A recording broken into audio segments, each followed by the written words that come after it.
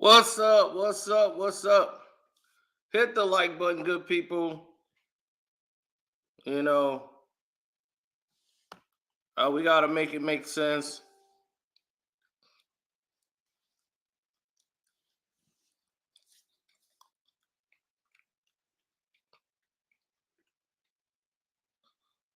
Oh, yeah.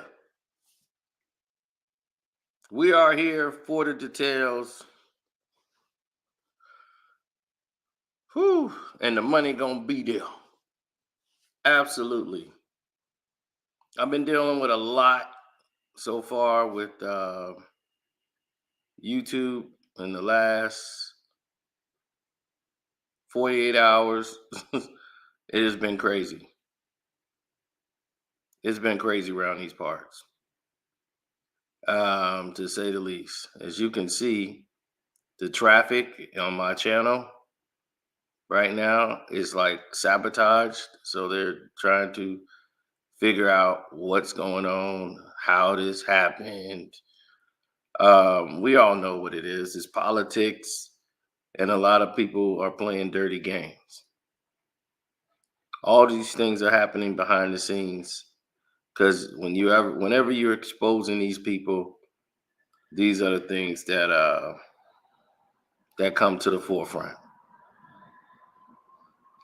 Then lies are being told to you that don't even make any sense whatsoever. But you already know it's a dirty game. And that's what they're doing right now, playing a dirty game.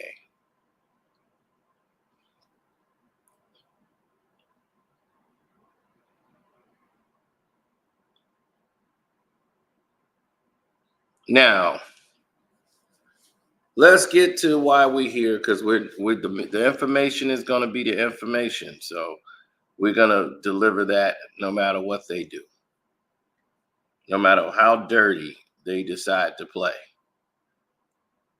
We're going to keep giving you the real.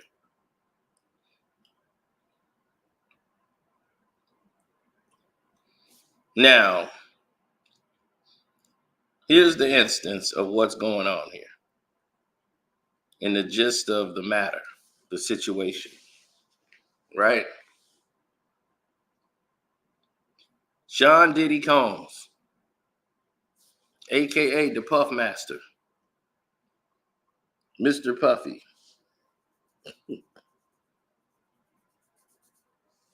This individual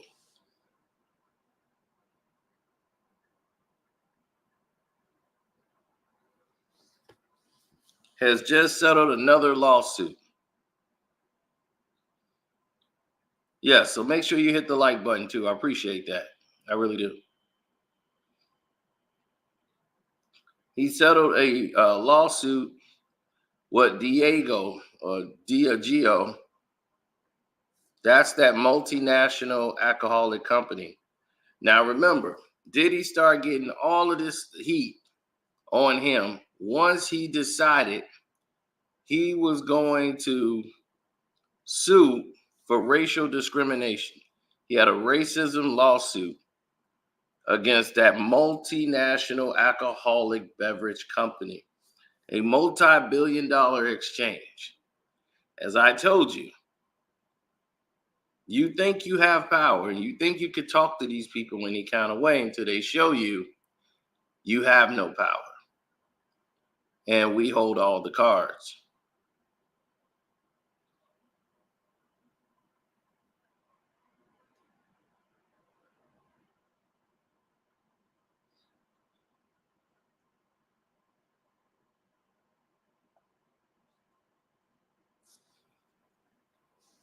Oh, they'll let you know that.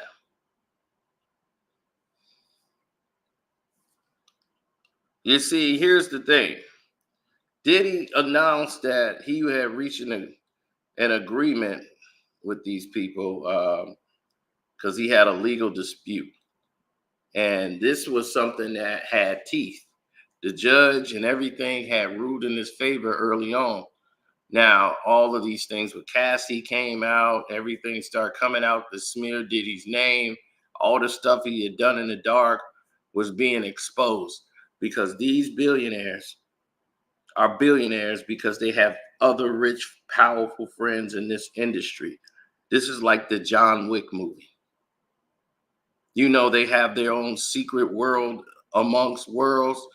They walk by you every day, but everybody that's in their business move different. They got the Continental.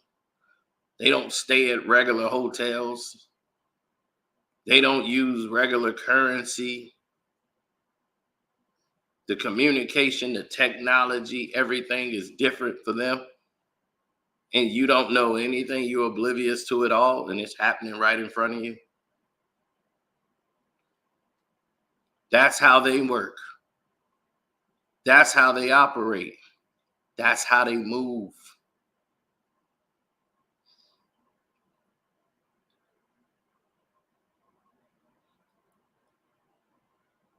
That's how they move.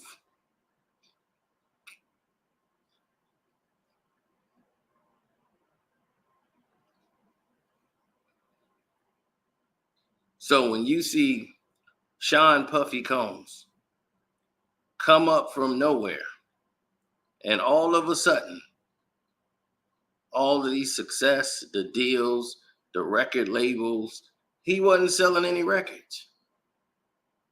Did anybody know Diddy wasn't selling no records no more? You got a record company that don't sell records. What was it for? Then they keep going, giving him 50, 60 plus $1 million.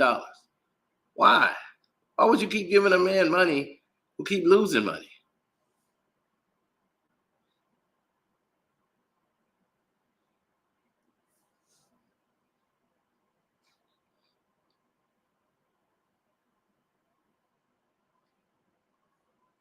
Except when he's criticizing Hove. If you ain't criticizing Hove, then I don't know why. That's the thing. You need to ask yourself why. Now, when Cat Williams said he turned down Diddy and all this stuff, see, these billionaires already know. Like, dude, you're not squeaky clean out here, Diddy. This is not going to look good for you. Everything I told y'all about Jay-Z 7, 8, 9 years ago, all of it is relevant now, right? All of it has reared its ugly head and has shown itself to the world.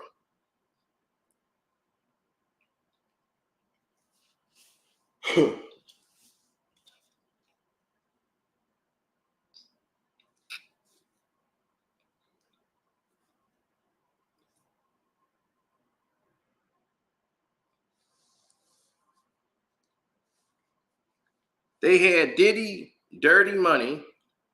That didn't sell. It was hot.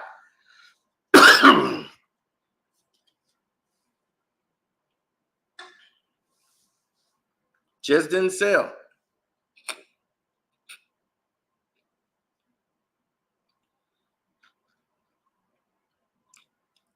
Diddy had many artists. They just didn't sell.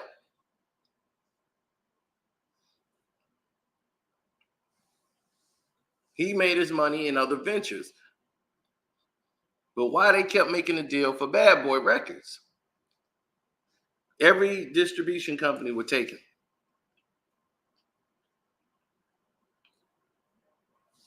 Because of his catalog.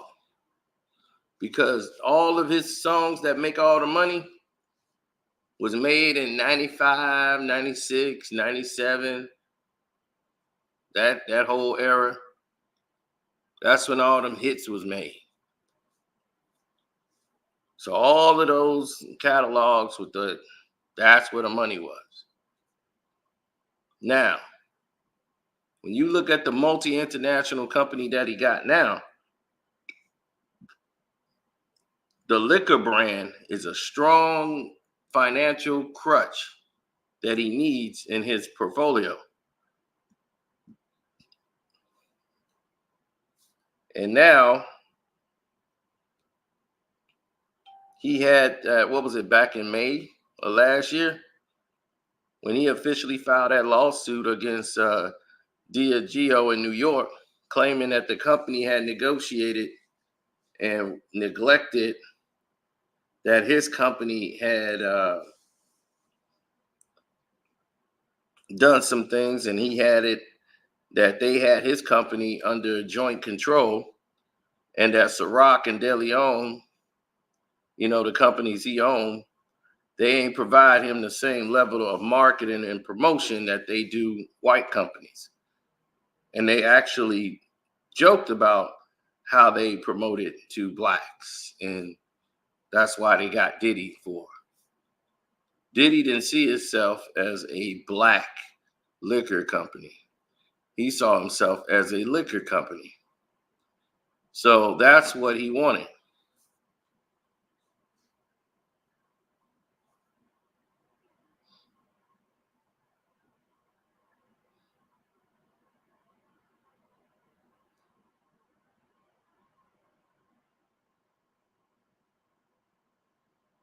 Oh yeah. Well, Diageo had not provided all of this stuff to them, he claimed. They said no, it's not racism.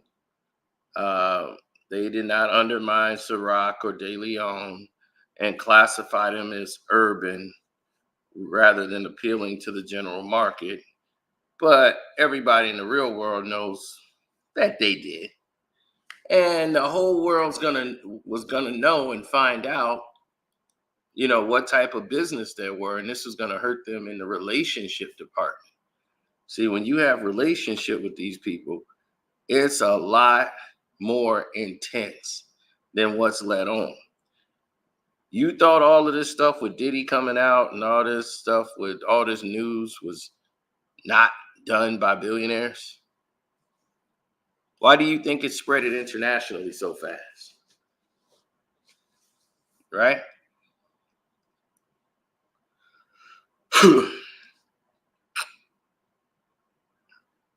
You don't mess with billionaires when they know all of your secrets. They know all your skeletons in the closet.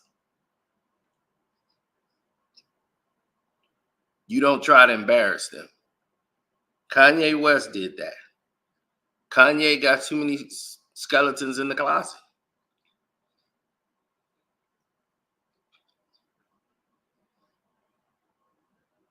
As Diddy found out. Diddy found out the people who always talking about they with you ain't even with you.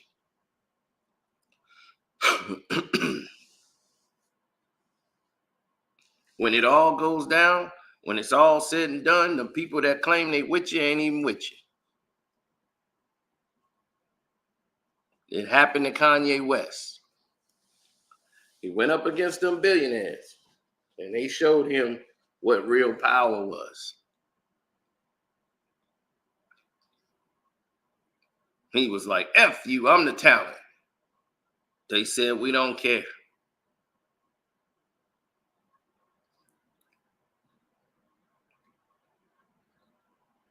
They will just make a knockoff of your work and just sell that just to cut you out of the business. They don't care. That's how billionaires roll. Now, DOGO had filed a motion to dismiss the lawsuit about the following month after that, right? And they said they would no longer be working with Puffy no more. Diddy's out. So the company argued that Puffy had failed to fulfill his obligations as agreed upon in their agreements. So they decide that their company, which got Captain Morgan, Johnny Walker, defending its marketing strategies, and they denied any allegation of racial discrimination. Despite the initial tension between the two parties, Diageo and Diddy have now reached an agreement. Both parties made a statement this morning that read this: Sean Combs and Diageo have now agreed to resolve all disputes between them. Mr. Combs have withdrawn all of his allegations about Diageo and will voluntarily dismiss the lawsuits against Diageo with prejudice. Diageo and Mr. Combs have no ongoing business relationships either with respect to Ciroc, vodka, or De Leon tequila,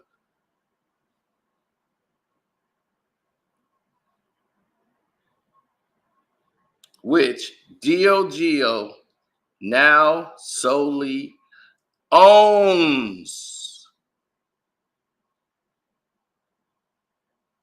Now, with all the specific details of those agreements that's not been disclosed yet, Diddy was looking for billions in damages. The agreement suggests that both parties have found a common ground and are willing to move forward. So Diageo owes about 200 different liquor brands. Don Julio tequila, the what's that? The George Clooney one, the Casamigos tequila.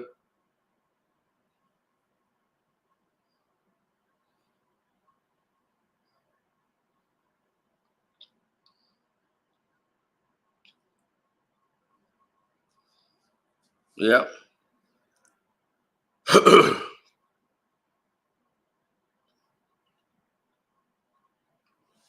Now, Diddy got this over with, so now he can go and focus on his other cases as he tries to settle with them before they try to go to court. Now, Diddy no longer has Ciroc and De Leon, according to this statement that they just put out as a joint statement. Let that sink in. They beat Diddy into submission to where he had to make a deal. This is how billionaires play. Do you think this was a joint deal? Diddy settled.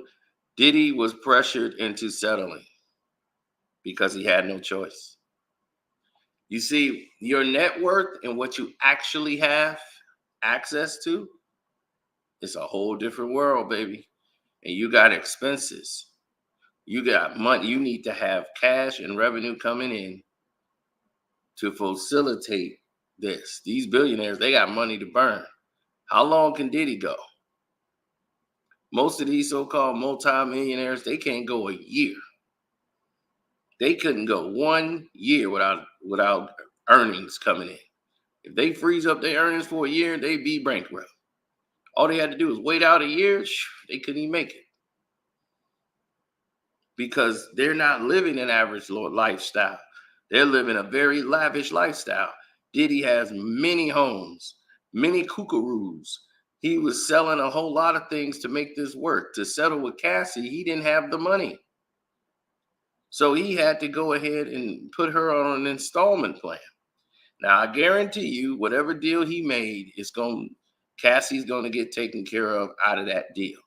So whatever deal that is, it's going to not be disclosed to the public, but Diddy's not going to have any of the liquor brands anymore. And they're no longer dealing with him. He's out. And they own De Leon and Ciroc.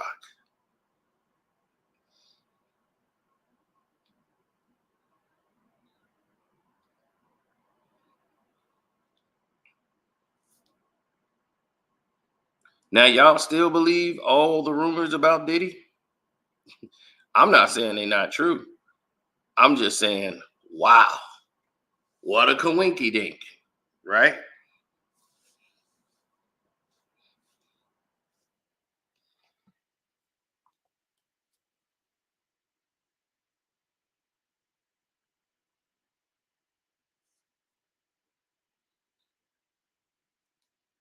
Well, soon as he decided to file this lawsuit, you knew what was coming next.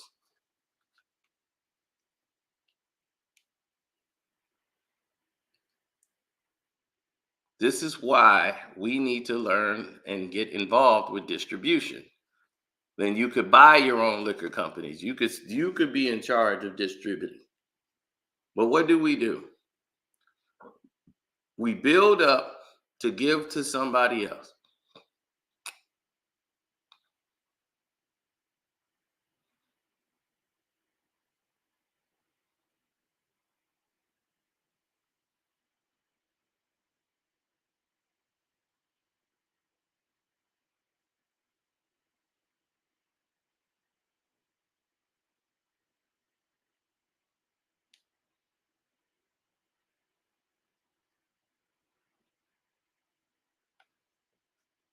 Hmm.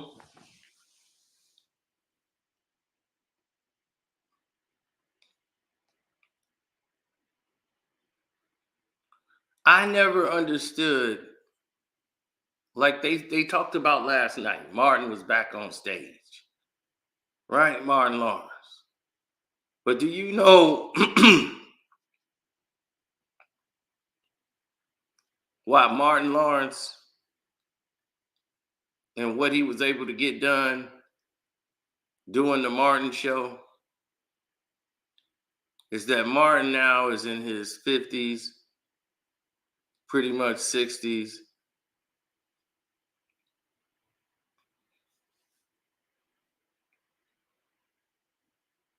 as he was presenting an award out there.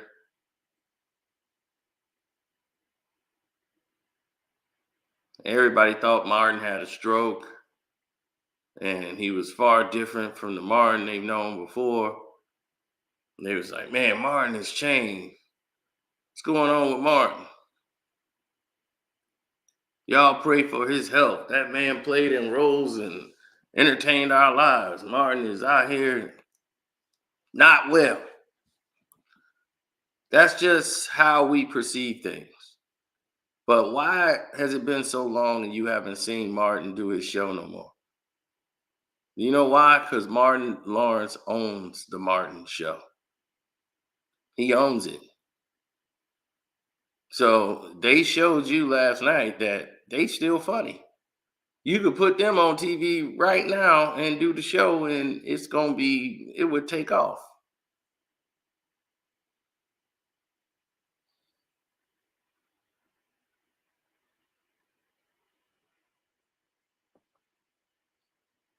Right? A very blessed and very receptive Martin, it was. They got the new Bad Boy movie coming out. So he had to lose a lot of weight for that movie. The past couple of movies, he's been a little overweight, but they were talking about recasting and doing another Martin, for BET Plus. Everybody was talking about doing that series, but Martin owns it. So for Martin to own the show, it's entirely different. Now, if Martin didn't own the show and the studios did, oh, they would have brought Martin them back in a heartbeat. But Martin owns it. Bill Cosby owned the Cosby Show.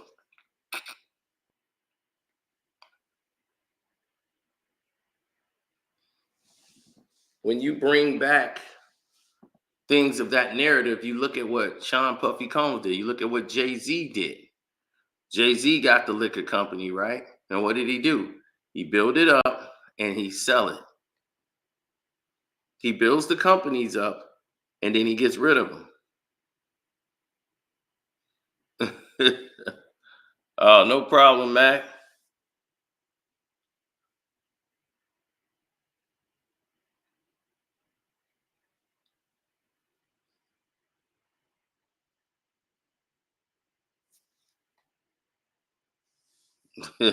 How about them bucks, baby? Money, money.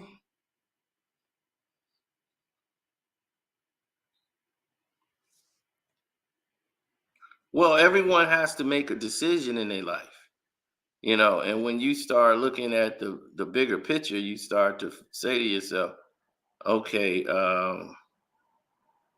Where am I here? Where am I going? What is this about?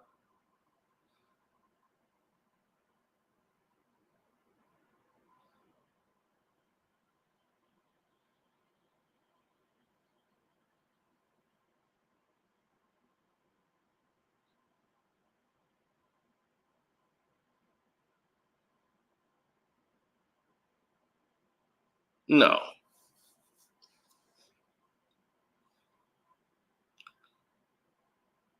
I have been very uniquely, uh, I would say, blessed and being in a position where I could express how I felt, and say how I felt about everything.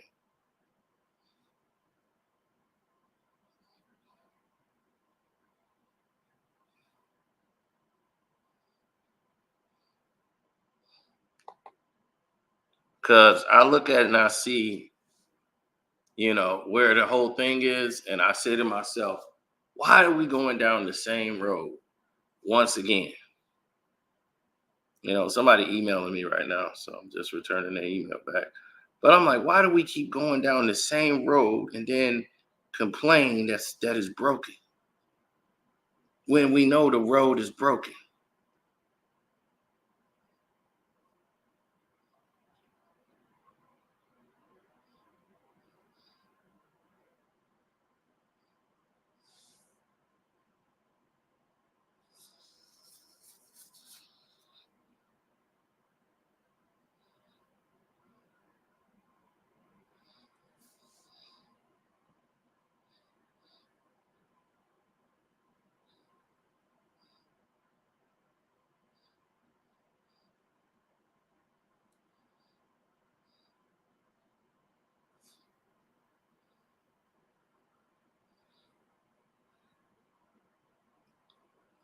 Well, I've never seen anything that would that would show me that somebody else is like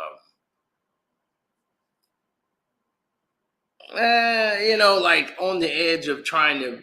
People talk about it, but when they try to get to those doors, they realize it's a monopoly on the distribution game, and no one's saying let's link our money together for that.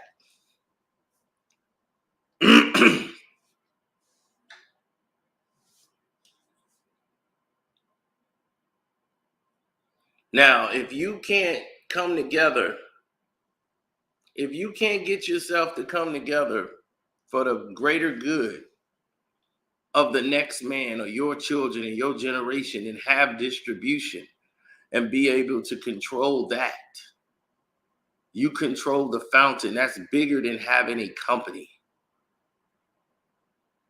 You sell Ciroc and De Leon and all your shares, and they get rid of you for a price. Now you have nothing. See, this is why Jay-Z consistently has to work, and he's not the billionaire that everyone thinks he is. Now, Jay is being kept with a lot of money because of his relationships, but Jay has a lot of properties. He has a lot of things that he needs to keep up the lifestyle.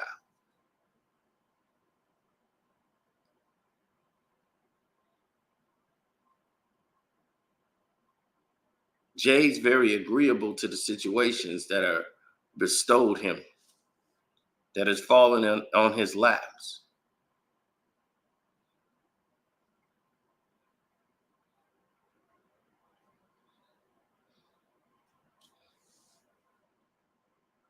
They're all really employees. Jay-Z got to go to work every day. He can't just sit and chill. A billionaire picks and chooses when he wants to do anything. Jay-Z still got to go out of there and do performances. He got to go out and do songs. He got to keep his face out there to remain relevant, because that's how he makes his money. Real billionaires, you don't even know their names. As I told you, there's a lot, and it just so happened we talked about it on the Patreon. A lot of them are French Canadian, but a lot of them you will start to see how deep this rabbit hole goes. Everybody built Jay-Z's bag, but we can't get that twisted. Kanye West helped get Jay out of the gutter. Beyonce couldn't do that alone. Jay had to be relevant in the music still. Kanye kept him relevant in today's time when everybody thought he had lost his way. Because he came out with Kingdom Come and they was like, well, Kingdom Go, you can go. Then he went handcuffed. He fired Just Blaze and blamed him for Kingdom Come and went and grabbed Kanye West and said, all right, Ye, what we doing? Then Ye gave him DOA. That was Kanye West's song. Death to Auto Tunes.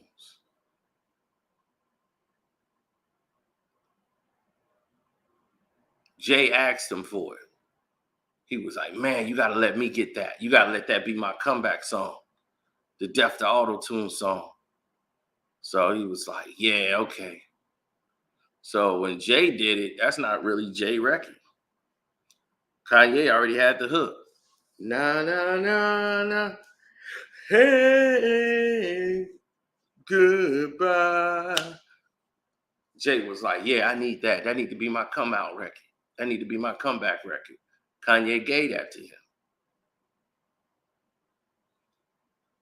But Jay-Z got Kanye out of jail, kept him from going to jail for real and doing time in jail. So I guess they equal out. You'll hear more about that on the Patreon. As you can see below, the Casino for Life Patreons right there below.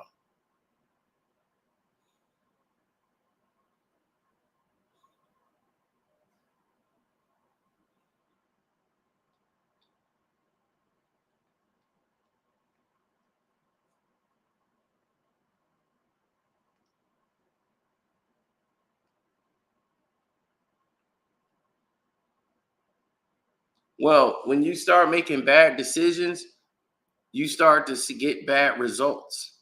You start seeing other people make those same worthless decisions and everything that everybody else is making.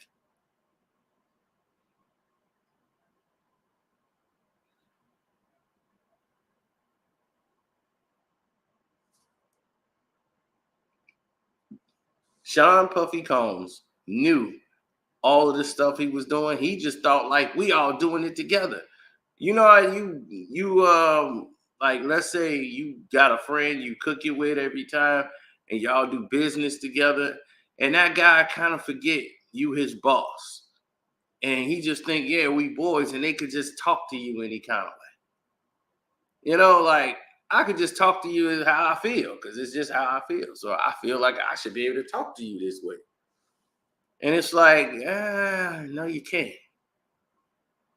And you definitely can't do that amongst other people. What Kanye and Diddy did was kind of similar. You tried to embarrass billionaires in the press, sue them in a court of law, and make these statements that could affect their relationship in businesses. You think you like us. Just because we let you come in is because we know how you operate. We know you do all these things that we like to do. You gonna bring us more people. You gonna bring us a lot of business. We can market you. The guy that they suing, the company, the owners of that company, nobody even know who the hell they really are. You can't market them. You can't say they come into the awards and people be, oh, all right.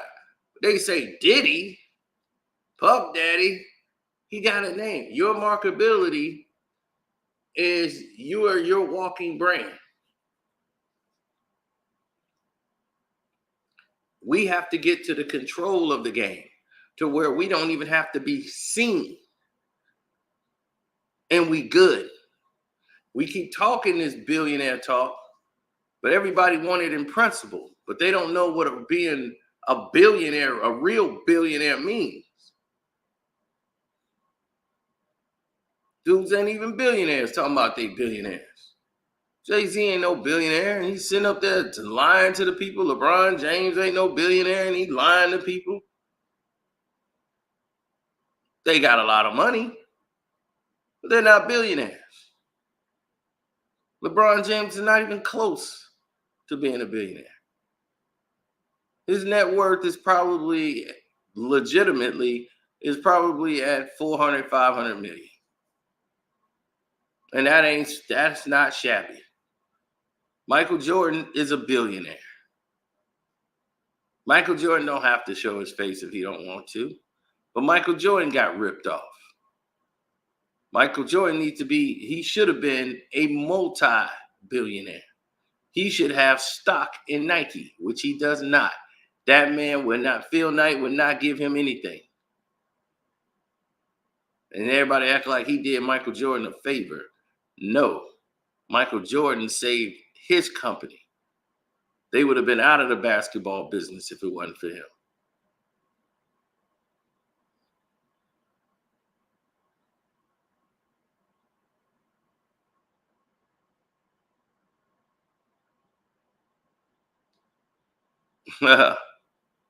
Oh, for which one? For which game? You talking about last night? The beer was great. The beer is great every night.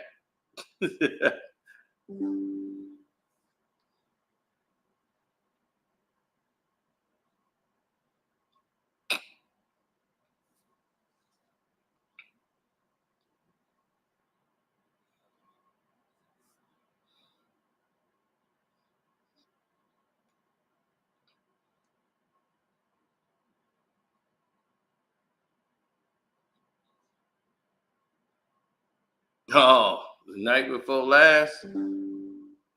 Oh yeah, we was getting it in. But yeah, Puffy is just like what Cat Williams said in those Hollywood rooms. Like what Hollywood do when they had those parties and they got a guy what they consider as an unknown, they don't know how he gonna act. They'll send you into them rooms accidentally. They be like, "Where the bathroom? Oh, it's upstairs." Send you to the wrong room so you can go in there and see something that a grown man ain't supposed to be looking at, and they want to know how you gonna react to that. Your reactions to these things dictate if you're going to be allowed to go to the next level, the next parties, the next events. You see, one of these initial parties is just like the beginning of like 3 parties in a night. That party leads to another party that happens after everybody leave. Might not even be there. Might be at another place or a special closed off area. That's going to be another party when that party ends. Then after that party ends, there's a whole nother party that kicks off at 3, 4 in the morning that's going on to 9 in the morning. And that's a party you really don't want to be at. That's when people are crazy. You got people like, I don't say their name. I forgot we ain't on the Patreon. So, but they'll be getting a little strange and getting a little crazy, tearing up hotel rooms, and they have special clubs that open up at 3 in the morning, especially in Las Vegas. But you got to know these places, and the party don't stop. They kick right back off, right at 3.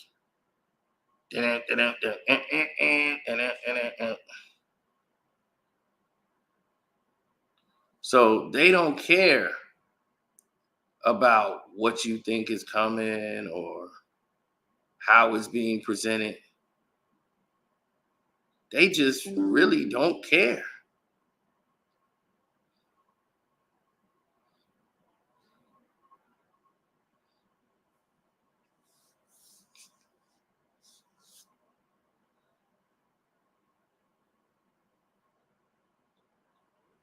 Michael Jordan did not, when they made all that money off the Jordans, when Jordan played all those years in the league, and Michael Jordan had no stock in Nike. None.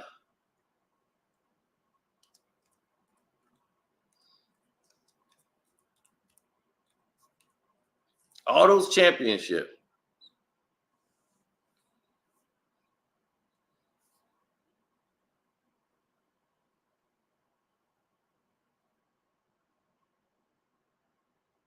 Michael Jordan has other business relationships that have making him more money than the Air Jordans. He's a part owner of a very successful rich restaurant at an airport. Michael Jordan has businesses. He's owned stock and he's a part owner in a lot of other businesses, not only just this liquor he got, but he has partnerships and things. So Mike is a real billionaire, but he has no real distribution power. Michael Jordan is super rich, man. But that's what I'm saying. If you really look at his portfolio, you really start to see how things is developed. Like Shannon Sharp broke the internet, right? He did 47 million, almost 50 million. His interview with Cat Williams, right? How much money you think Shannon Sharp made off that one video? Now, granted, he did make shorts, and those shorts like made short videos and everything. So those short videos that they made, you ended up garnishing or making about another. Well, let's just go off the initial full video. The initial full video, they didn't even make $1 million. 47, think about what I just said. 47 million views, and you don't even have $1 million.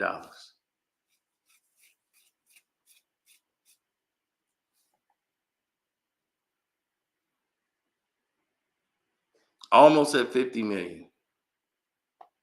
That should be, but I'm telling you, it's much lower than that, Goo. You're looking at less than 300,000.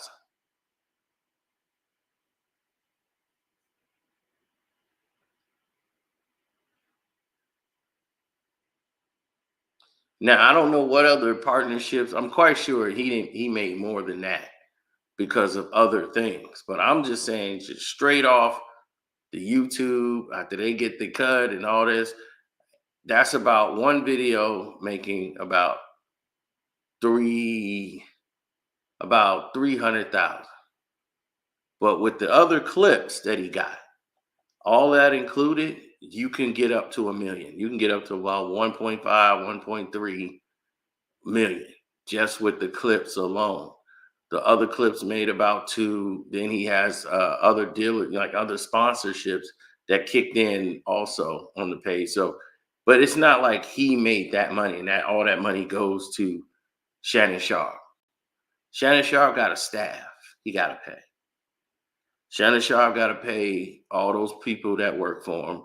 They got to pay their people that's promoting the video, that's editing. That's some more money. So about time Shannon Sharp gets money off this thing. We're not pocket watching. We're giving you an example of business. Okay, this is relative to the puffy combs.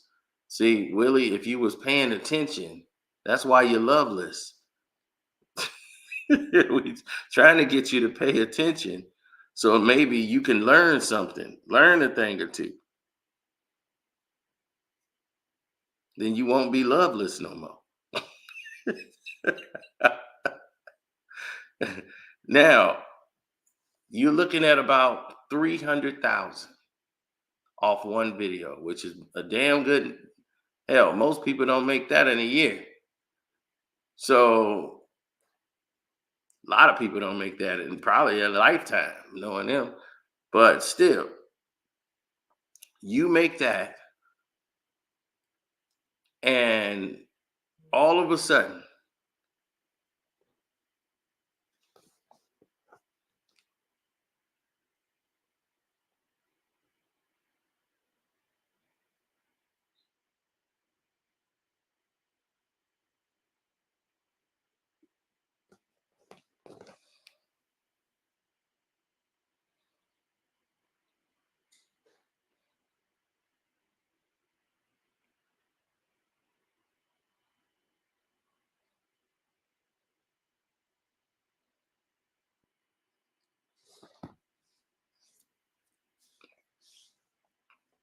No, with all of it collectively, with the shorts, the other short videos, and that full interview, but the full interview did not make $1 million off that. 47 million did not make a million. Now you start to say, well, damn, where the money at? Then he should have definitely made that much. He's in a high payout algorithm. You're looking at about no, I got a message.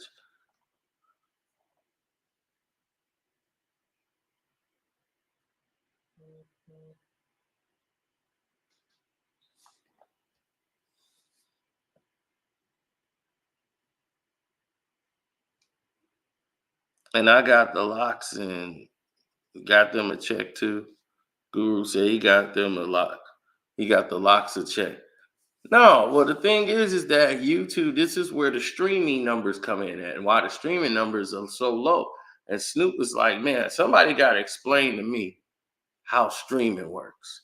Why I don't get this money? Why I'm not making this much? Why this guy gets this money? Why the record companies is getting all the money? I'm thinking, where the money at? That's what Snoop like, man, I bought the Death Row thing and we got that rolling. I put the songs out on Death Row now because we own it. Snoop is like the guy that got control of the music. So he could say, all right, we got it all together. Dre here. Here we go. Putting the songs out, Doggy Style back out. Everybody was back listening to the music again. And then all of a sudden, he's like, where's the money? Dame Dash was just coming out talking about the same thing. Dame Dash just did an interview, right? And you know what Dame was talking about? Dame was talking about how he would cut out the masses. That instead of going through YouTube, he would go directly to who YouTube is getting the revenue for, set up his own thing, and cut his own deal with them. So he wouldn't have to pay them, but just use YouTube to just market and promote himself. That's what other people are doing now. That's what they're all doing. Oh yeah, I got restless leg syndrome, so you'll see me doing this all the time. It ain't because I'm got nerves. I'm always doing that. Plus, I just ate, so I'm nice and stuffed.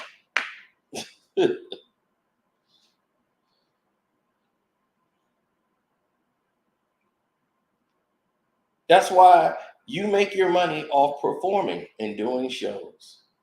And that's why having your catalog and all of these things, and you don't have a physical copy, and people going out buying records is always going to be better.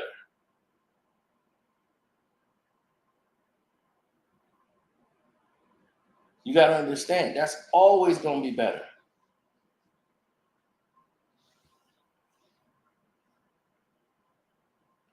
Having a record sold is always going to do you a lot better than streaming.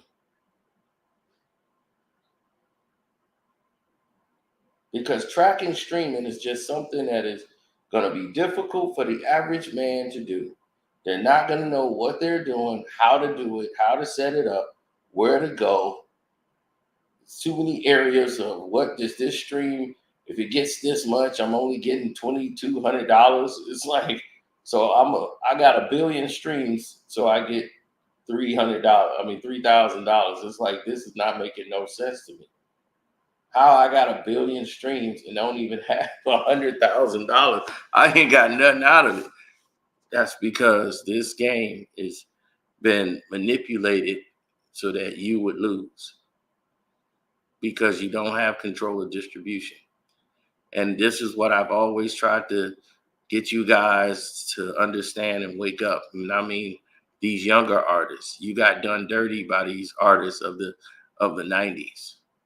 The 80s guys came in and did their part, but Nas, Jay-Z, all those guys that came along, they came along and messed the game up from a business standpoint as they just took. They built the platform and the stage, the LLs, the public enemies. They built the stage so that Puff and all these people came in there and they were supposed to make this better for the next generation, and they did not. They just took. They didn't leave it in an area where it should have been. That's the era. Even though that was the best era of hip hop music, those guys just took as if it was just gonna be there forever. And that these people didn't mind what they were doing. These people always hated your music, always didn't vibe with you. They just wanted to make money off you so they can control what you do.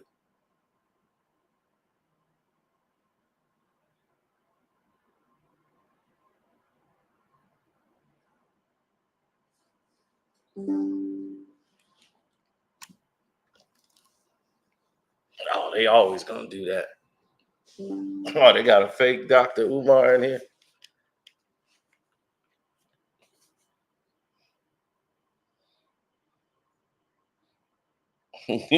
Fake Dr. Umar. But see, this is what I talk about. We have to get back to the production side. When you don't get back to the production side, my Diddy coat is actually in the trunk. I'm giving them away. Kid you not, giving my Diddy coats away.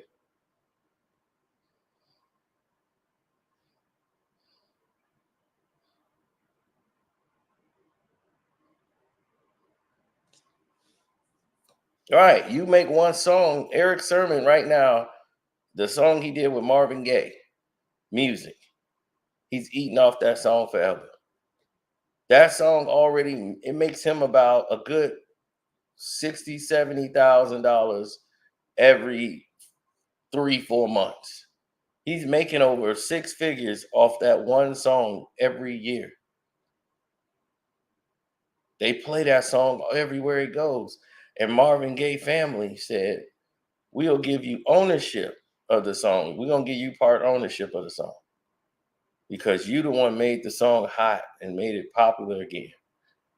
You know, you gave it that vibe and you put the work in. No, we want you to have a piece of it. And they didn't have to do that. They could have just paid Eric Sermon, he using Marvin's music. So they could have just said, all right, we got that. They gave him a piece and look at that.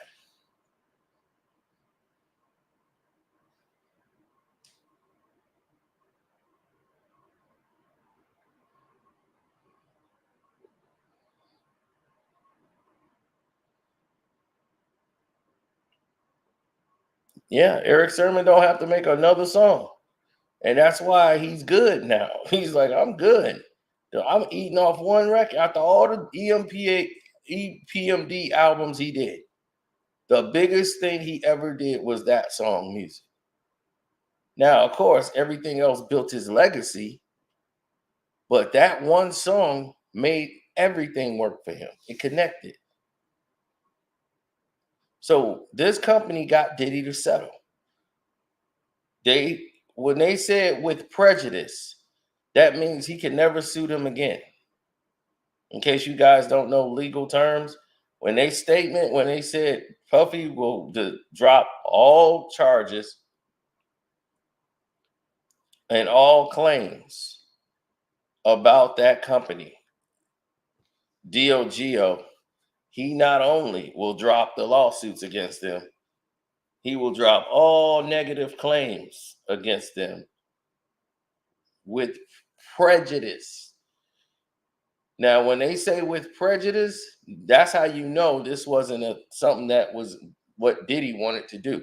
This is in favor of DOGO.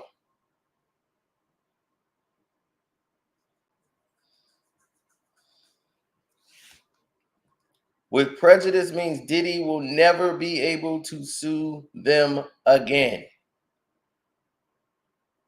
He could never come back and say, I'm suing these people again over this. It's done.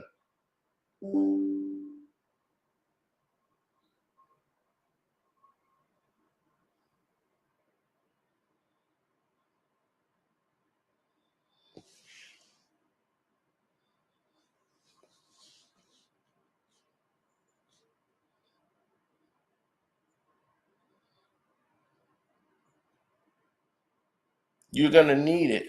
And this be where we all gonna need it. I'm not immune to it at all.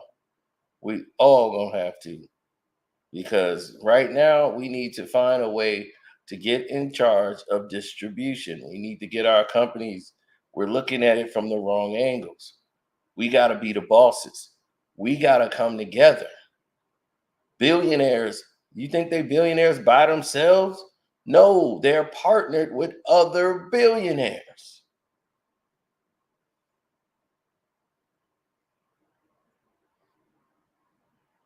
That's how it works.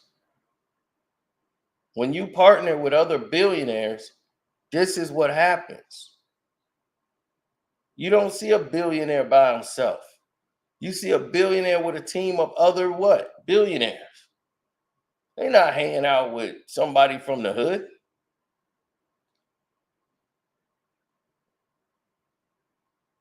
A billionaire gonna tell his friend from the hood, "Hey, you gonna come up here? We're gonna help you get something.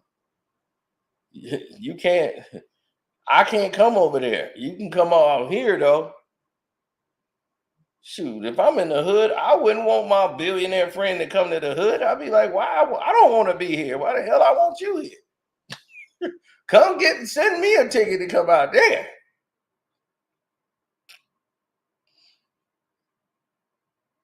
Right? Floyd Mayweather never been in my house.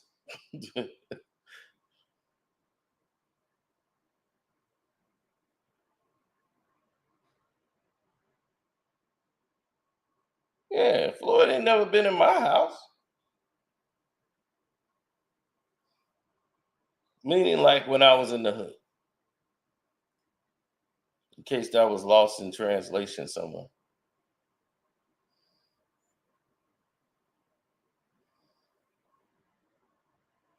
But he's been in the hood out here. He's been in Cabrini Greens and the buildings and the short houses. He's been in he's from the hood too. So, but he is somebody that's another person that's there, got a lot of money, but he's not a billionaire yet. Got a lot of money though. But the taxes kill him. So he does a lot of things that would free him up in taxes. He got a lot of investments. He invested in skyscrapers. And that's another business that you can't get into unless you know other rich people, other billionaires. See, people who know better, they do better. See, Al Heyman graduated from Harvard. So when you go to Harvard Business School, they teach you what? Business at the highest level. So Al Heyman didn't have to go into boxing to become rich. Al Heyman was rich since the 80s.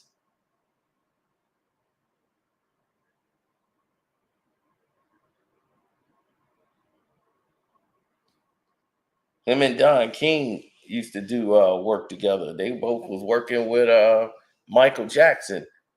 Al Heyman brought in the tour. He didn't want to bring all like the Frankie Beverly and Mays. That was Al Heyman Promotions. He was the one that put the money up for the tours with Diddy and all the hip hop tours. Al Heyman's not a gangster. Al Heyman just knows gangsters. He's from Cleveland. He's from Cleveland, Ohio, man. He's a very, very powerful man in business, hedge funds. How you think he had all access to 300, $400 million? You don't have people giving you access to 300, 400 million in a mutual fund that can fund an entire boxing. That's what he did. He came in and just said, "I'm gonna take over box."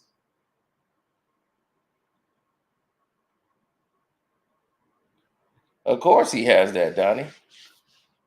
And the reason he has that is for a very good reason.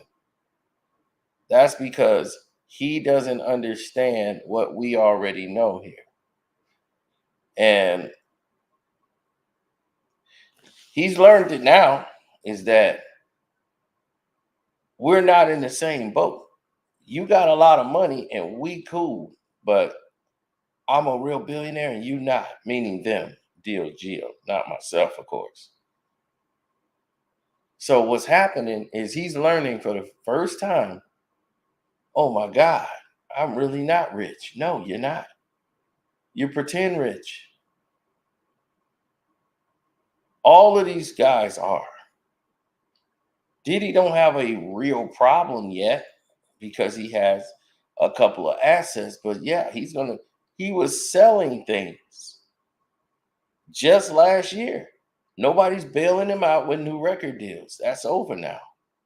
Bad Boy Records, that's why he's giving people here, I'm gonna give y'all ownership now. I'm gonna give it to y'all. I'm gonna give y'all rights because he know he didn't used it up. Ain't nothing really they gonna get off of it.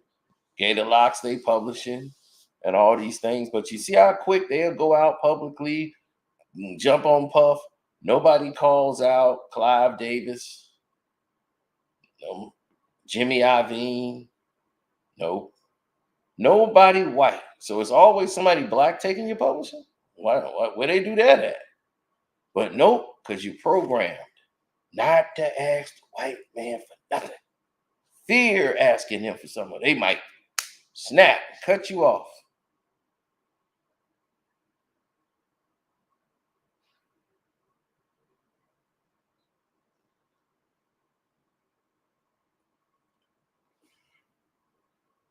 Well, some of them don't get publishing.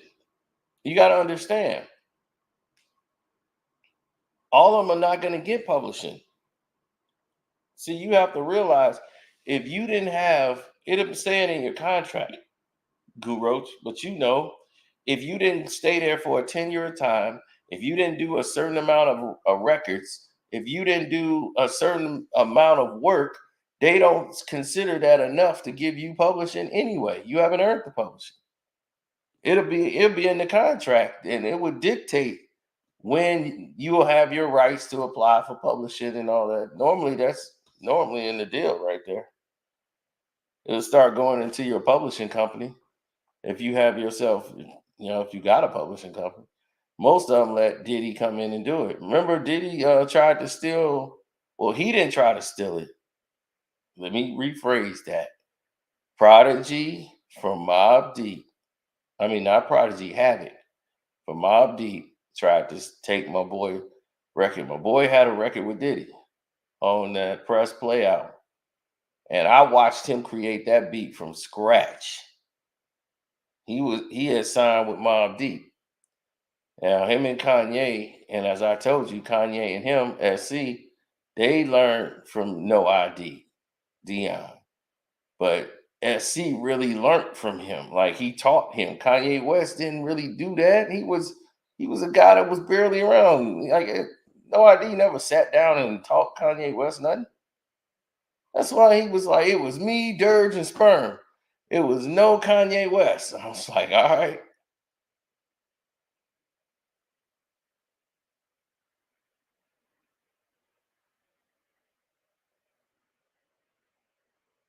He said, I know exactly who they didn't give it back to.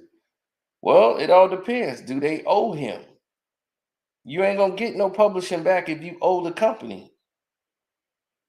If they feel you owe, and why would they give you something if you owe? They're not entitled to give you anything.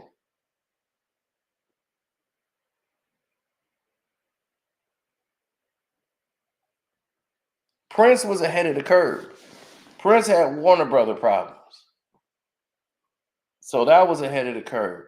But let me get back to this story. So Kanye and SC didn't see eye to eye because he started to make his beats very similar to how SC was doing it, but he couldn't do it like SC. Kanye was famous for those beats with the old records and making them sound different and all that. SC and them was doing that because No ID was doing it. So when he started listening to Kanye do it and use the samples the way he was doing it and making them sound different, and he was like, "Man, this dude he doing me." And so SC didn't like it, did not like how that situation was going. So he really just had some animosity towards dude. Then they met. They met out in New York once he signed with Mobb Deep and all those guys. Then he's like, I'm gonna help you out, man. Kanye was like, yeah, man, oh no, man, it's all good. Kanye put him in charge with his manager. So he had Kanye manager working with him. Then he was like, man, I think Kanye manager is ripping me off. He jerking me around. And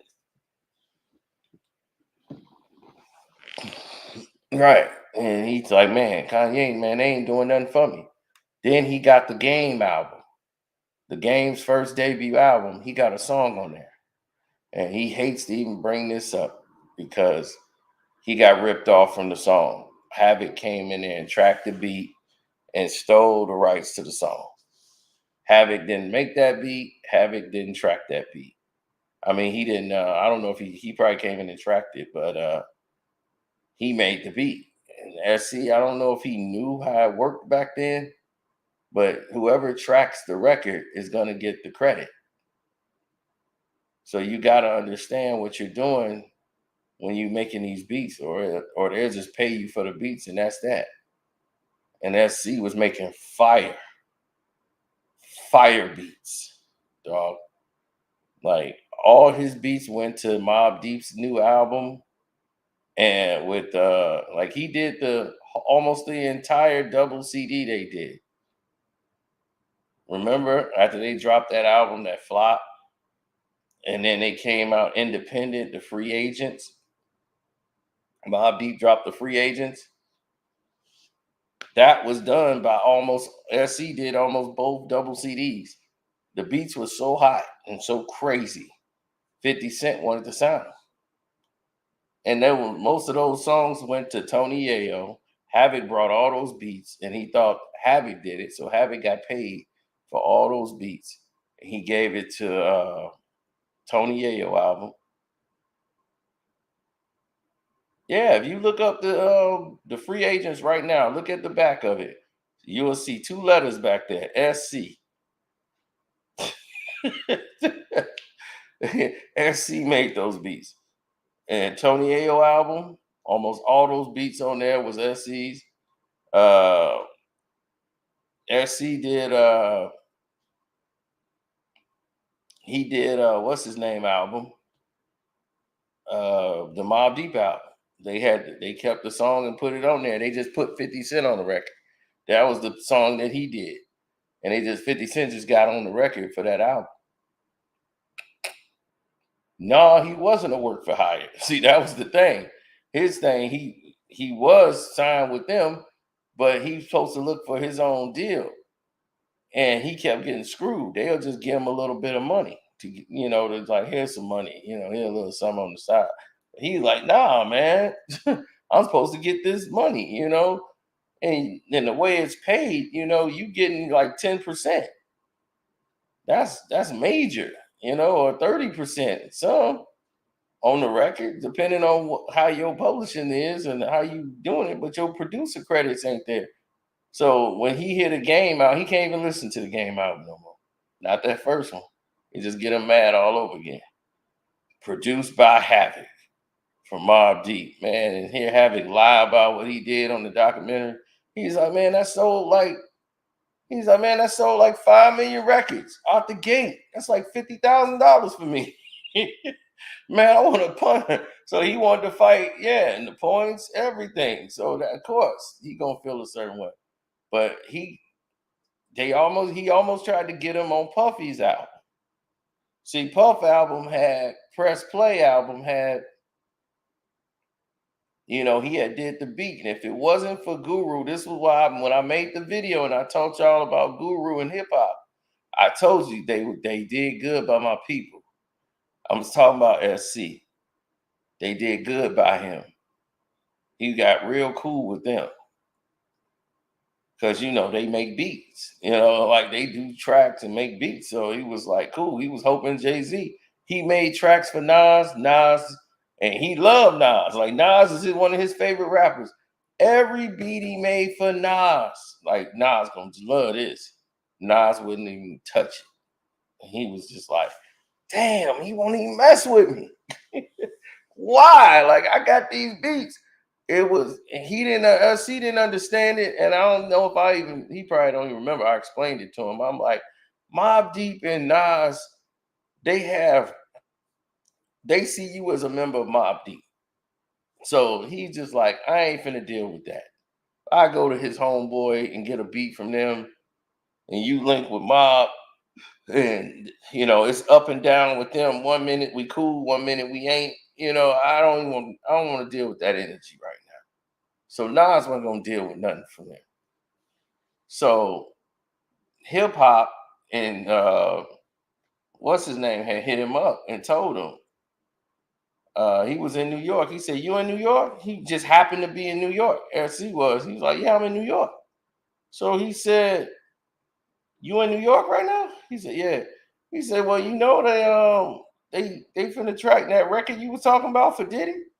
Yeah, that's the one you did. Yeah, the one you played us. Yeah, they finna track that right down there. And you better get down there so you can get it tracked and get paid."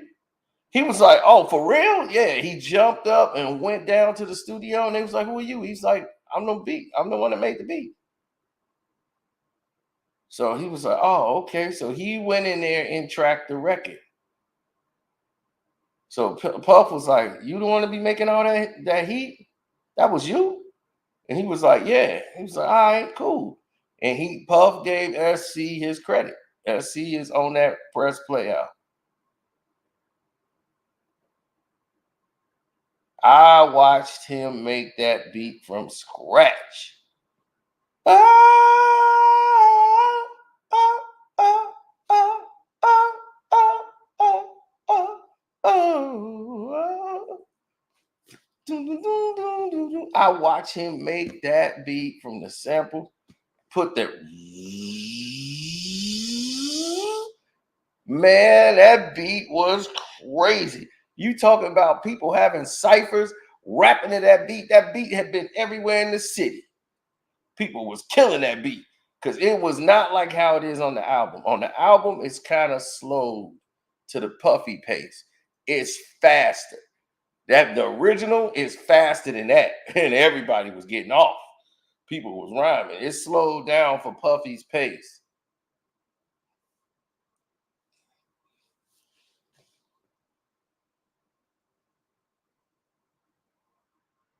No, SC ain't gonna party with no.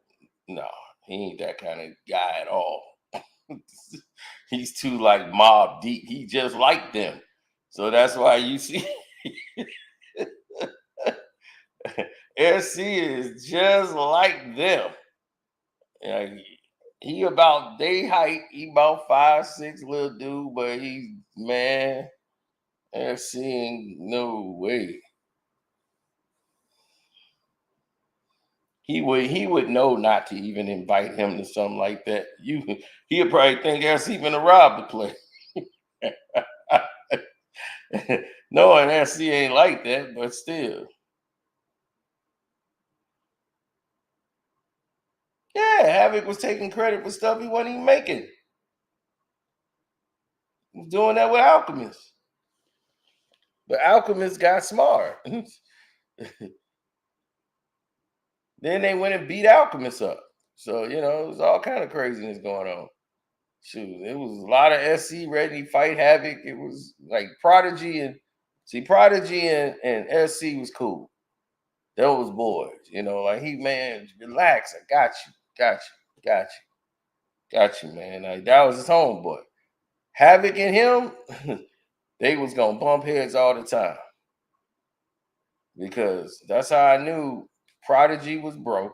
Havoc had money, and we're gonna get into that. And it's based off the same thing we talking about here: ownership, points on the album, producing the records. He was the one that produced the beats. Havoc, produced by Havoc. You just getting the writer's credit.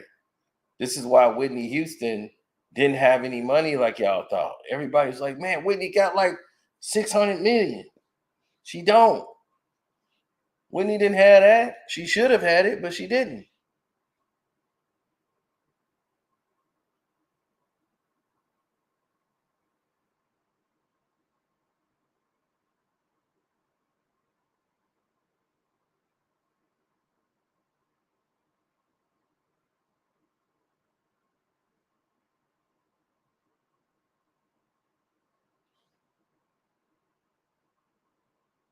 When you don't treat people right,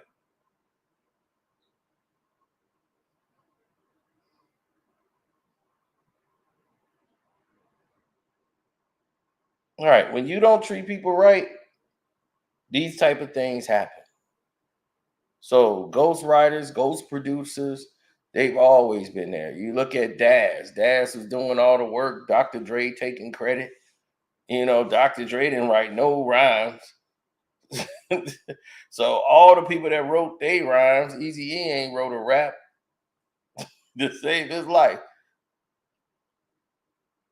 If you want to know how Prodigy passed away, we have that on the Patreon, sir. And yes, mysterious is a word. But it ain't mysterious when you see these facts and you wonder why ain't nobody even talking about it. If I got that information, why? I know other people had that information.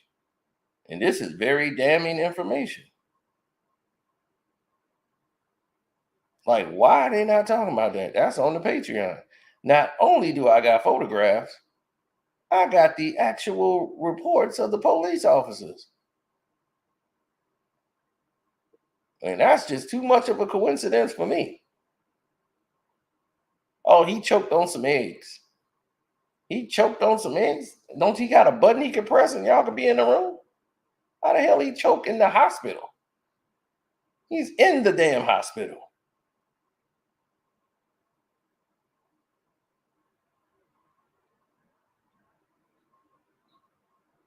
Yeah, Alchemist is making his own beats and stuff, but he got smart and Mobb Deep came in there and rushed him and beat him up in his crib.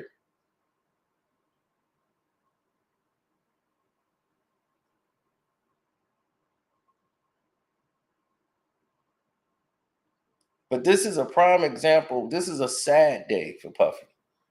For Sean Puffy Combs, this is sad because see, he let his attitude, his anger, and his yes, he's aggressive because he cares about business and he's on the ball. He's there. He's focused.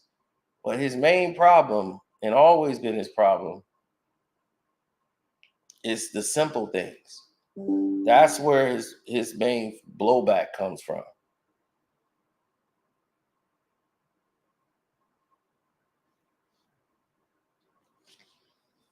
Oh man, y'all didn't know a lot, huh? Y'all didn't know what happened to Alchemist in his crib?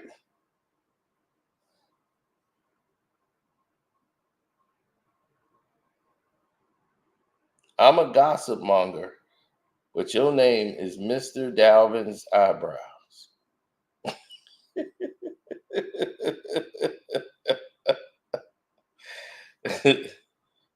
Case closed.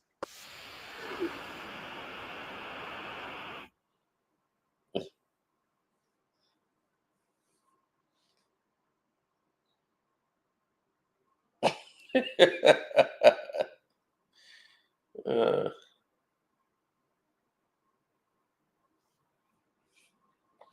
he said it's not Diddy coming out his pockets. Diddy don't have to come out his pockets. His company insurance, which is gonna settle the money. We all got insurance, or we all should. I'm insured. A lot of people are insured to make sure protect us from this nonsense that's out here in the world.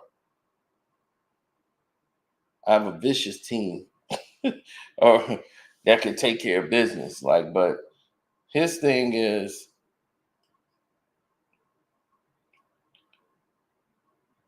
he said the jokes write themselves. All right, now my thing is this: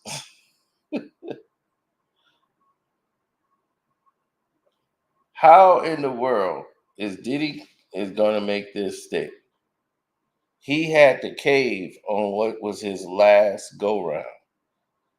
He couldn't come to the Grammys.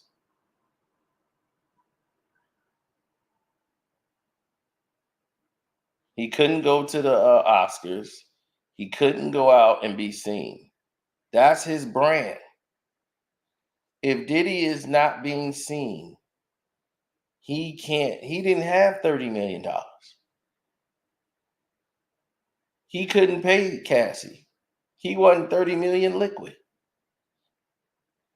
He couldn't pay her that. So he had to sign a deal to make sure she gets the money.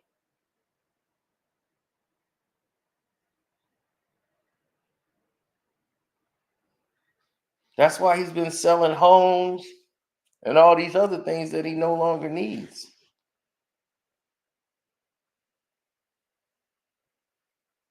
Oh, we got the Kim Porter. We know, yeah, all that's on the Patreon.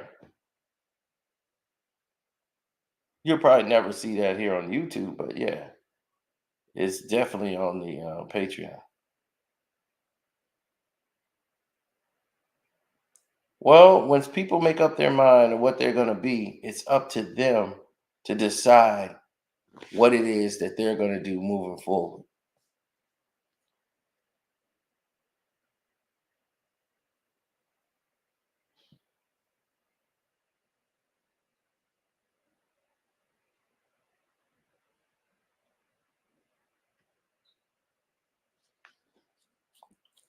Some people, just because somebody's a good chef, don't mean that, okay, the chef got a restaurant. I mean, like he know how to run the restaurant, the business part of it. He don't know diddly squat about that. He knows about cooking. He knows that's what I'm good at. I'm good at cooking, but I'm not good at business. So they got to be able to recognize that. Some people don't want to, they want to run the whole ship.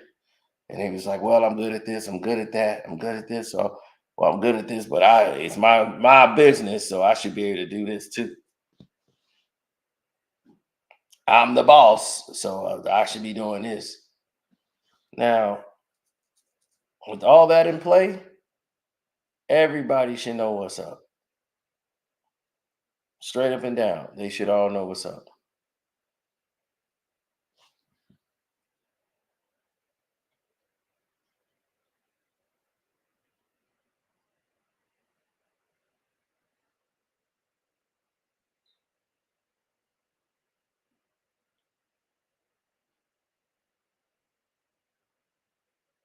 Well, Alchemist, he once you get your own publishing deal, can't nobody really eat off you.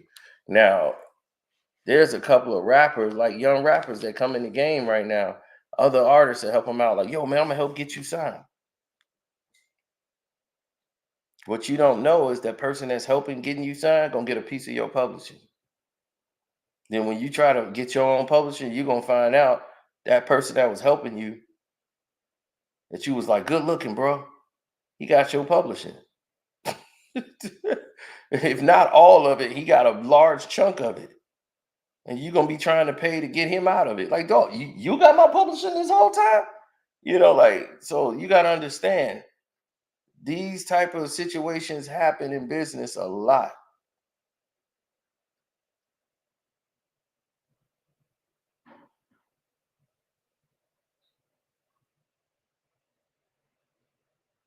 Well, he got two more lawsuits to win or get thrown out.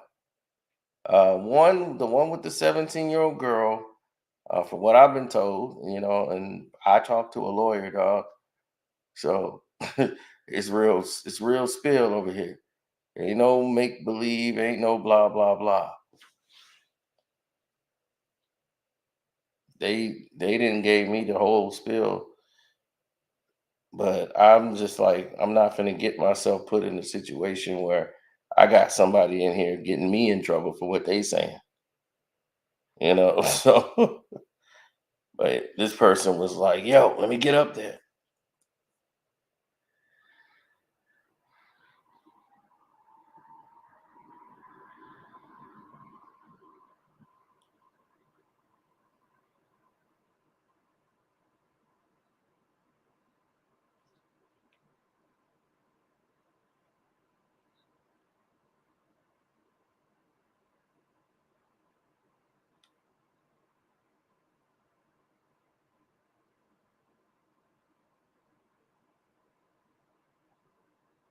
Oh, definitely. Now, I can show you better than I can tell you. I'll show you some of it.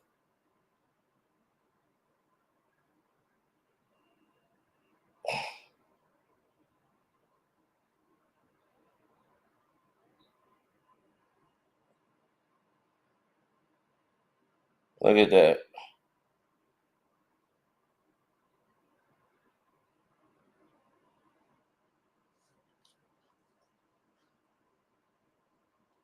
So he wants to come over here and talk about Diddy, right? So I that's what I'm saying. The information I've been getting has been on the money. You know what I'm saying? So my thing is I'm not bringing him on the channel to sit here and say some things that's a legal situation. You feel me? If it's a legal situation, I don't want it touched like that.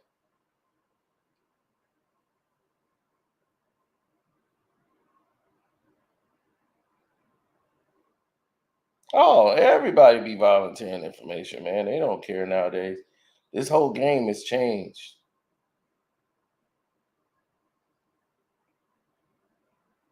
It's all they do now. Volunteer information. And everybody, every celebrity piles on because it's either funny or entertaining to them. Oh, thank you for hitting the like button on the way in. And yes, you can hit the Cash App up too. It is Carcino. It is there. Thank you. Diddy had to give up the liquor companies. Diddy is out the liquor business, buddy. He had to give up De Leon and Ciroc. According to the statement, he is no longer working with them. They got it full control of the company.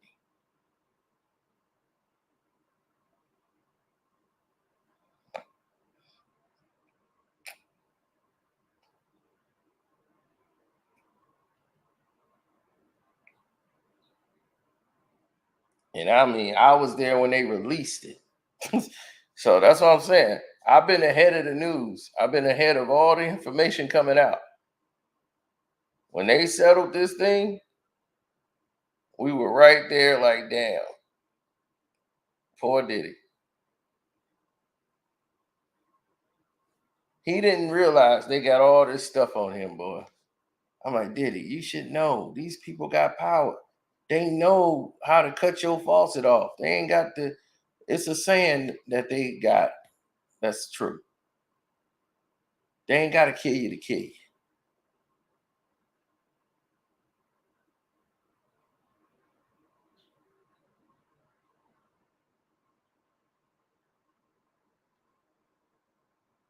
Right. So that lawyer, you know what he's been talking about?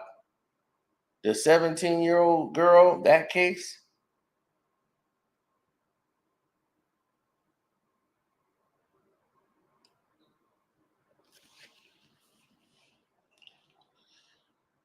Mr. Chat Guy, who was the guy to tell you all of this stuff was coming? I told you it was going to be two more cases. And it was been two more cases. I told you one case I didn't even want to discuss. And they trying to find a way to link this to a trafficking situation. That's what they want to do so they can get a RICO trafficking charge. They want to get something crazy like that. But they can't find anything legally to stick on them. And Diddy don't want that either. So what Diddy's going to do is play ball. So the 17-year-old girl, whatever, when she was 17 at the time, she's not now. They're looking to try to settle. He got to January the 17th. So tomorrow actually is the court date. Now that I'm thinking about it. So tomorrow is the 17th. So you're gonna see tomorrow. You see, he settled that case right before his court date. He got a continuation, which wasn't even his continuation.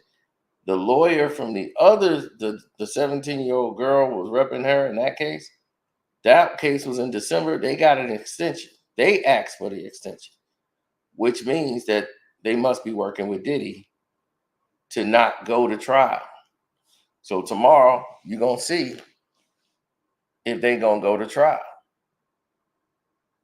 Now, Harv Pierre, his thing is They leaning on him to see if he gonna lean and roll over on Diddy. But like I did in the video yesterday, and they ain't want to show y'all really. Puffy, I mean not Puffy, Birdman and Rich Homie Quan are both witnesses for the state against Young Thug in the YSL case. LeBron James' name was brought up and everything. Man, they pushed my video to the floor and didn't want it to come out.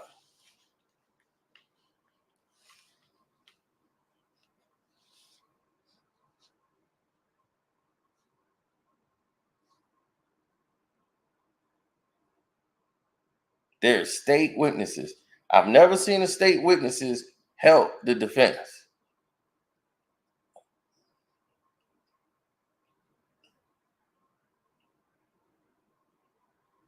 So Birdman and Rich Homie Quan are witnesses that you haven't seen yet, but they are confirmed witnesses for the state.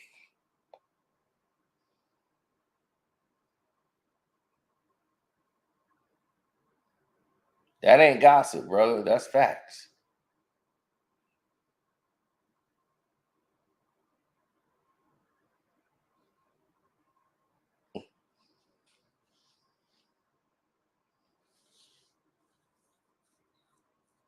Yep. So in this trial, you're gonna see Birdman take the stand, and you gonna see Rich Homie Quan take the stand for the state.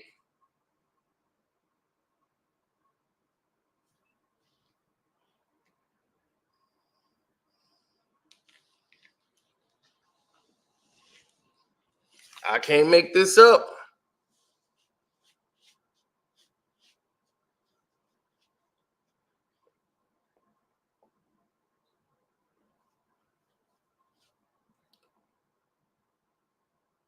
He said, "Boy, you don't see the same thing everybody else saying, the same story, and you say you got it first." Um, hmm. Did I show you the email? I just showed y'all that email, didn't I? Damn. Mm. I just showed this guy the email, and he's still talking about some doubts.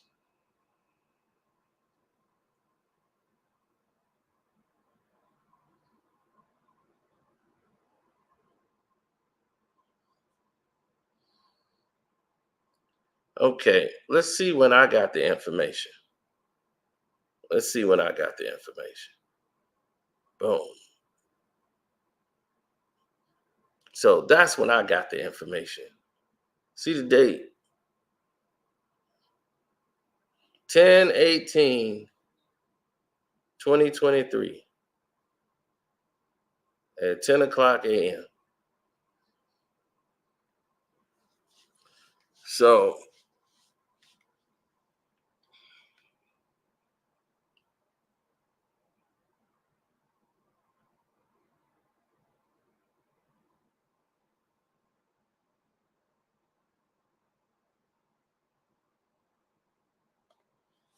well, go ahead. Then you pull up the same email then. You pull up the conversation that I had with him. You pull that up.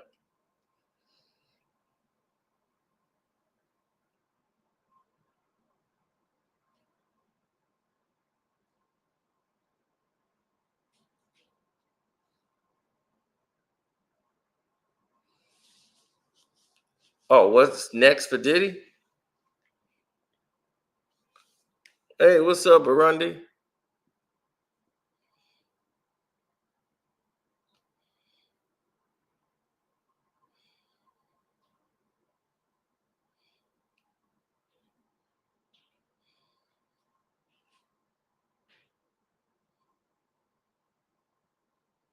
Yes, Puffy cashed out. They paid him pennies on the dollar for his position, and Diddy now is done. So now he is done. He needs the cash. They put him in a place where he needed the money. So he got the buyout, and now he's out of his own company. So he's out the liquor business. He's out of Revolt, but his thing with Revolt is temporary. He'll be back with Revolt. He's on. He's temporary with Revolt.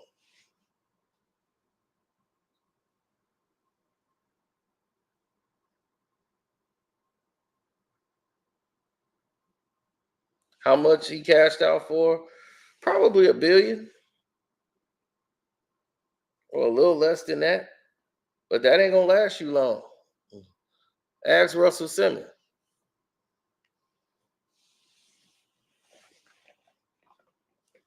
Russell Simmons doing interviews now. Like, she want the money. I don't have the money. I'm broke. She stole all my money. I was like, well, this is what you chose. Don't get mad when you choose the women and they turn out to be the woman you chose, and then you get mad. You're like, you chose her.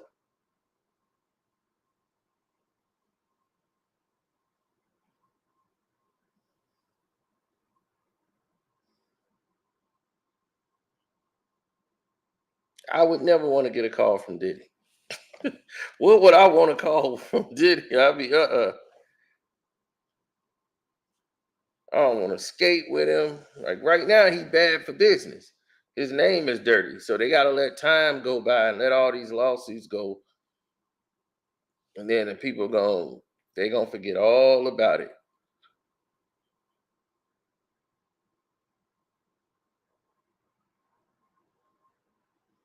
Of course, he can make a comeback out here. Blacks are the most forgiving people on earth. Hell, they forgave R. Kelly immediately. Hell, there's still people right now. It's like, man, they doing Kel's wrong. Them hoes wanted it. I need my album back. I need my songs. They don't care.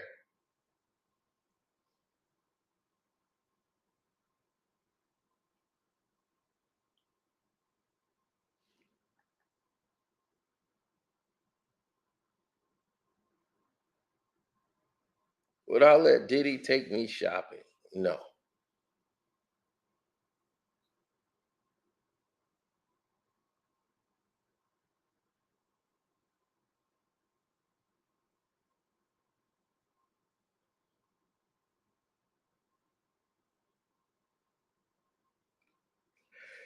If I signed to Rockefeller, I'll be sitting there making Jay-Z albums. I've been stuck making Jay-Z albums.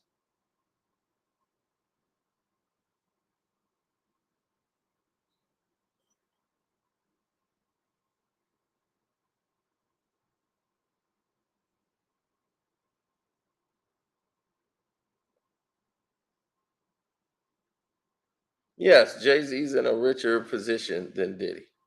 Yes, he is.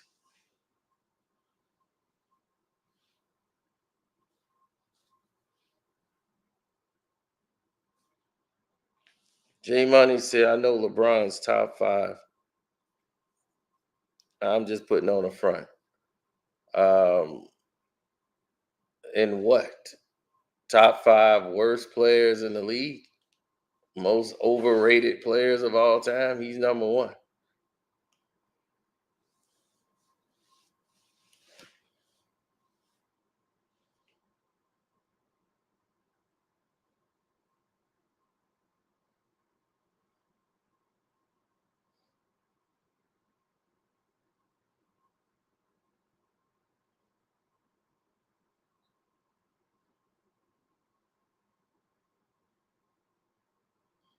Where is L.A. Reid in all this? L.A. Reid ain't gonna be touched. He probably somewhere right now with Lee Daniels.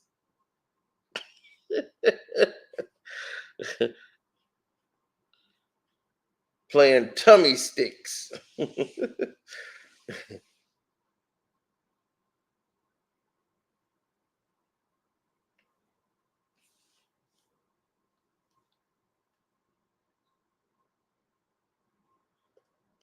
Oh, bad squat Z.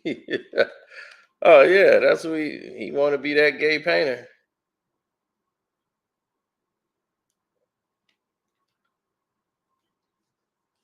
This guy is determined to talk about LeBron and saying the dumbest things ever. Number one scorer of all time. Stats don't lie. Okay, so Kareem was the number one scorer of all time.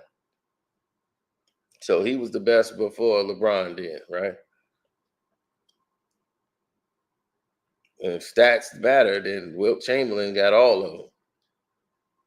But his stats is like off the stratosphere. So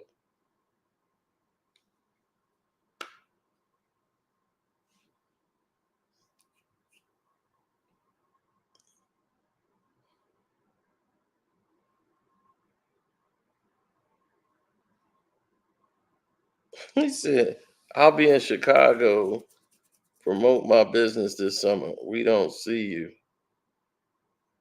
Who is we?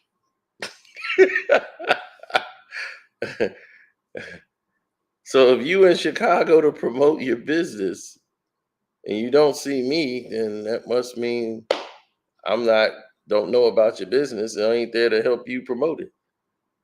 Ain't got nothing to do with me. You wasn't coming to see me. You said you come here to promote your business. What I got to do with your business?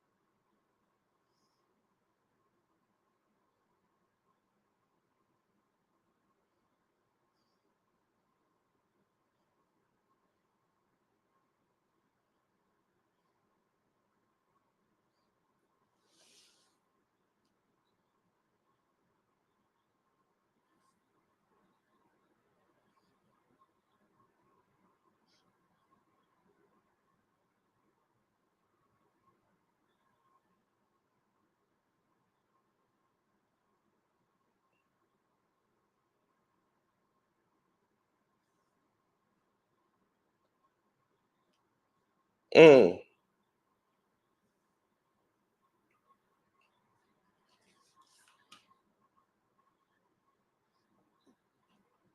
Oh yes, sir. All the way. All the way, all day, every day. They gonna be touching toes. Well,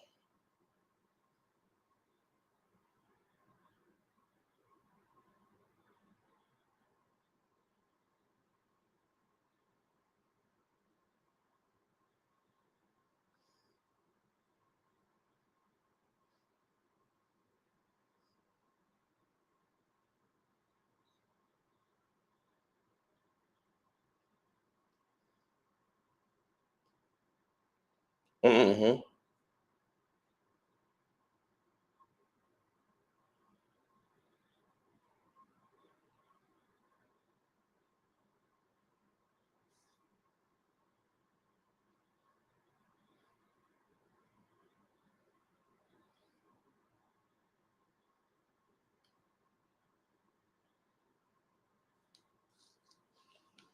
Oh no, man.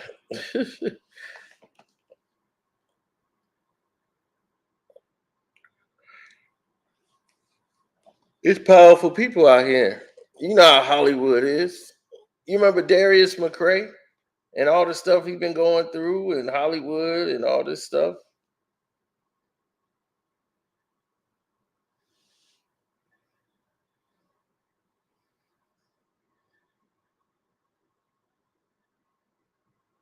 Yeah, because when it's based, all these things are based off of your experiences and things you go through in life, man.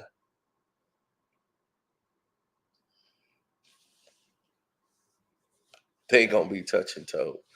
No, it's a crazy, man. It's a whole lot of information in this one video. This is just one video. I ain't even got to the Patreon version part of this yet. Because you don't know where Cat Williams fit into this. You think Cat Williams was just in the picture just to be in the picture, right?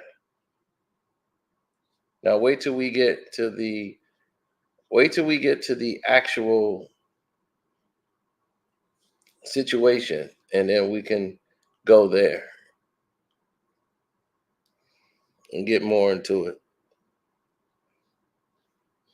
Oh yeah, I'll tell you where Cat Williams coming in.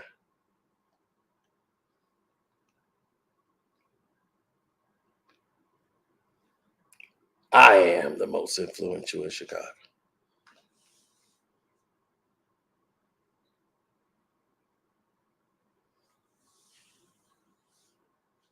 Well, you got to understand, most of these women are out to extort. That's their thing. They want to get close to you so that they can extort money out of you.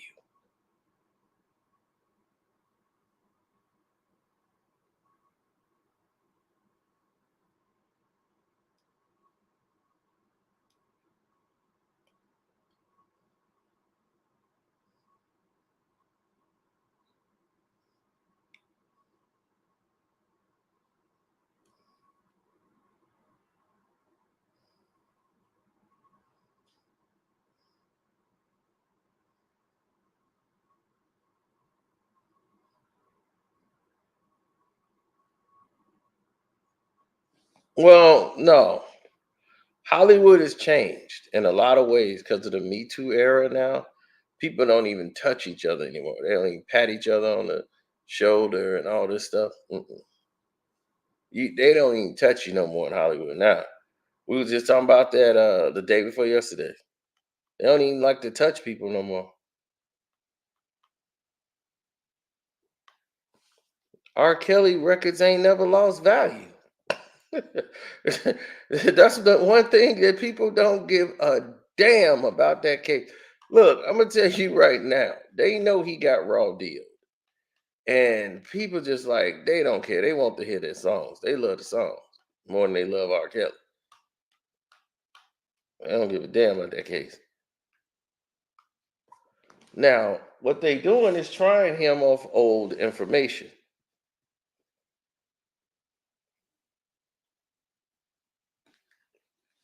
The new information was all made up trash to get him out of there. It was all about him for to make a move for that publishing. They couldn't have that.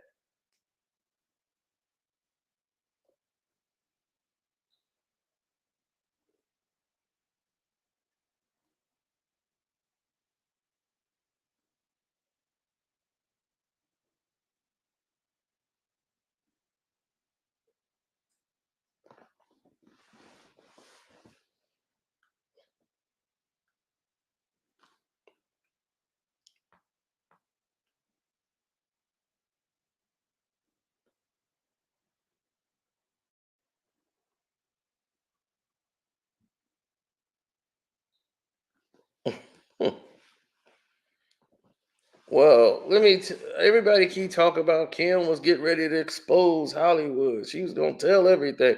She was not gonna do that. Kim Porter was not going to do that. You got to understand, these women come from the modeling agencies. These women are already brainwashing. But we're going to say that for the Patreon.